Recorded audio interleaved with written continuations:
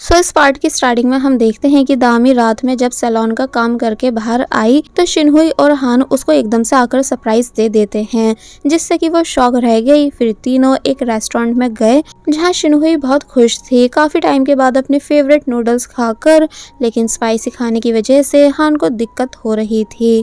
तो तब शिनहुई पूछती है कि तुम ढंग से क्यों नहीं खा रहे हो। तो तब दामी ने उसे बताया कि हान स्पाइसी फूड नहीं खा पाता है और ये पहले से ऐसा था, लेकिन तब मेल ईगो की वजह से ये ज़बरदस्ती हमारे सामने खा लेता था। जो सुनकर हान कहने लगा कि ऐसा कुछ भी नहीं है, मैं खा लूंगा। तो तब शिनहुई उसको छेड़ने लगी और कहती है कि हाँ अगर ऐसा है तो फिर खाकर दिखाओ।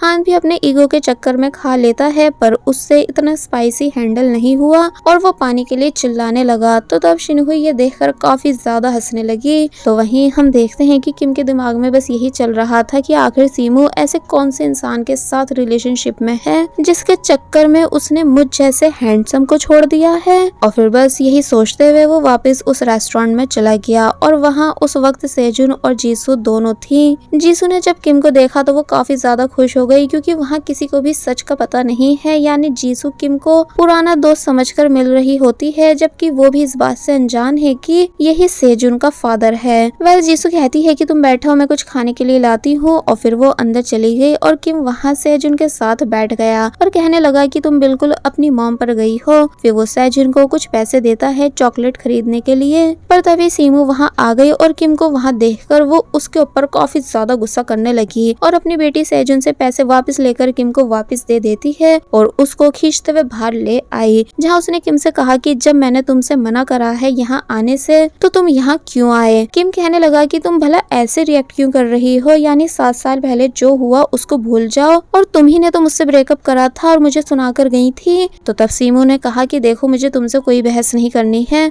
तुम बस ये याद रखो कि तुम्हें मुझसे और मेरी फैमिली से दूर रहना है। किम उसका हाथ पकड़कर कहता है कि पहले मुझे ये बताओ कि तुम्हारी दिक्कत क्या है। सीमू गुस्से से कहती है कि मेरा हाथ छोड़ो, पर वो उसका हाथ छोड़ नहीं रहा था। या तभी च्योल वहाँ आया और उसने किम का हाथ पकड़ लिया। किम हैरानी से पूछता है कि भला अब तुम कौन हो। तो तब च्योल डायरेक्ट कहता है कि मैं सीमू का बॉयफ्रेंड हूँ। तो ये सुनकर किम तो हैरान हुआ ही, साथ ही सीमू भी काफी ज्यादा शॉक रह गई। फिर किम को अच्छा फील नहीं होता, इसलिए वो यहाँ से चला गया।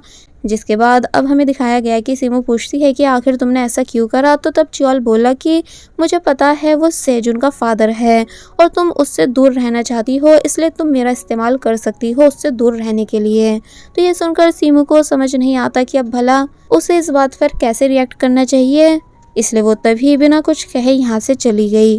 तो वहीं दूसरी तरफ दामी और शिनहुई रेस्टोरेंट से निकलने के बाद हान पर काफ़ी ज़्यादा हंस रही थी। फिर उन्हें एक गेम दिखा तो हान कहता है कि चलो ये ट्राई करते हैं, और पूरी जान लगाकर पंच मारता है। लेकिन हान से तेज पंच दामी मारकर दिखाती है, जो देखकर ये दोनों तो काफ़ी ज़्यादा खुश होने लगी। लेकिन हान चिढ़ गया, इसलिए अब वो अकेला गेम खेलने लगा। शिनहुई ने दामी से पूछा कि वैसे तुम कब फ्री हो, मुझे तुम्हें कहीं लेकर जाना था। तो तब दामी कहती है कि मुझे भी तुम्हें काफ़ी सारी जगहें दिखानी है, इसलिए दोनों पहले की तरह एंजॉय करना शुरू कर देती हैं, यानी शॉपिंग पर जाना, बहुत ज़्यादा एंजॉय करना। और शिनहुई ने रेगुलरली दामी के सैलून भी आना शुरू कर दिया था उससे मिलने के लिए, और वो ज़्यादा टाइम उनके रेस्टोरेंट में स्पेंड करती थी सबके साथ। लेकिन जब इस सब के बारे में मिसियोंग को पता चला तो उन्हें काफ़ी ज़्यादा गुस्सा आया कि शिनहुई प्रॉमिस क्यों तोड़ रही है।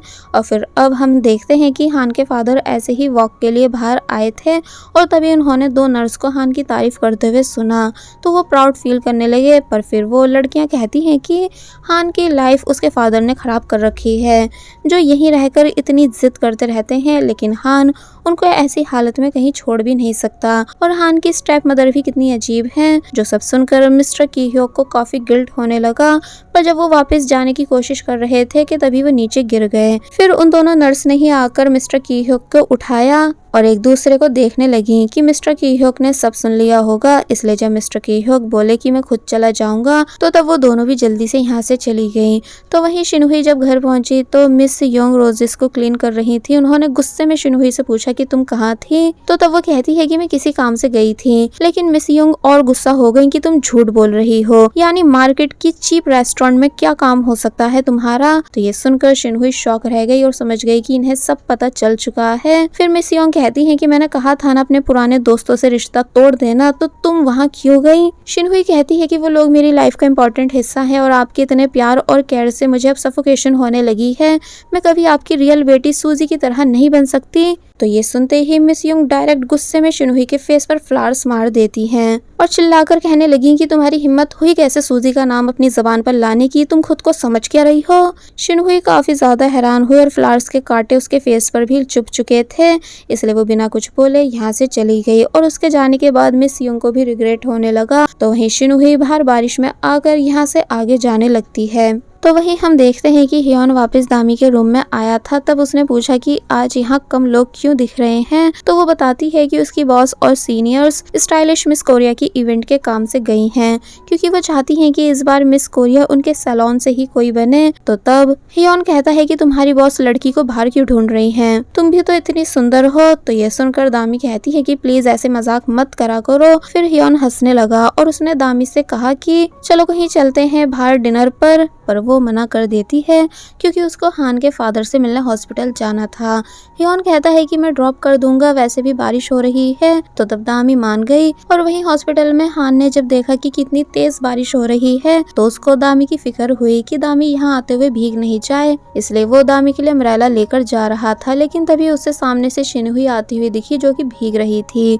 वो हैरानी से उससे पूछता है कि तुम कहाँ से आ रही हो और इतना ज्यादा भीग गई हो, तुम्हें फीवर हो जाएगा। लेकिन शिनहुई बिना कोई जवाब दिए डायरेक्ट हान को हक कर लेती है, जिस बात से हान शॉक रह गया। और इसी सेम टाइम पर दामी और हियोन ये दोनों भी आ गए, जहाँ हियोन अम्ब्रेला लेकर दामी के पास आ रहा था। पर तभी उसकी नजर शिनहुई और हान पर पड़ गई। तो वो दामी के देखने से पहले उसको बहाने से अपने साथ ले गया, क्योंकि उसे पता था कि अगर दामी उन दोनों को ऐसे देखेगी तो वो काफी ज्यादा हर्ट होगी। फिर अब हम देखते हैं कि हान शिनहुई को हॉस्पिटल के अंदर लेकर आ गया और उसको कॉफी दी ताकि उसे ठीक फील हो सके। और फिर पूछता है कि तुम कब से ऐसे घूम रही थी बारिश में।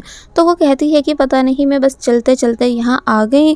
फिर शिनहुई ने बताया कि उसको अपनी पुरानी लाइफ की बहुत याद आती है और शायद अब उससे ये रिच लाइफ हैंडल नहीं हो रही है। हान कहता है कि खुद को थोड़ा टाइम दो, सब ठीक हो जाएगा। लेकिन शिनहुई कहने लगी कि कभी कभी मुझे दामी को देखकर काफी जेलसी होती है कि वो कितनी स्मार्ट और सुंदर है और उसके पास इतने लोग हैं जिनके बीच वो खुशी से रहती है। उसको ऐसे शाइन करते हुए देखकर मुझे फील होता है कि काश मैं उसकी जगह होती। तो तब हान कहता है कि हाँ, ये बात सच है कि दामी शाइन करती है, लेकिन सबके शाइन करने का अपना एक तरीका होता है और तुम्हें भी वो वजह बहुत जल्द मिल जाएगी, जिसके बाद फिर तुम भी पहले की तरह शाइन करने लगोगी। शिनहुई को ये सुनकर थोड़ा अच्छा फील हुआ और फिर हान उसके लिए मेडिसिन लेने चला गया। इसी बीच दामी मिस्टर कीह्योक के साथ थी और यही सोच रही थी कि हान क्यों नहीं आया। कि तभी मिस्टर कीह्योक ने दामी से पूछा कि क्या तुम्हें भी लगता है कि मैं हान के ऊपर एक बोझ हूँ और यहाँ रुककर उसे परेशान कर रहा हूँ। दामी ये सुनकर थोड़ी देर चुप हो गई कि आखिर वो ऐसा क्यों सोच रहे हैं। फिर उसने मिस्टर कीह्योक को समझाया कि ऐसा कुछ भी नहीं है,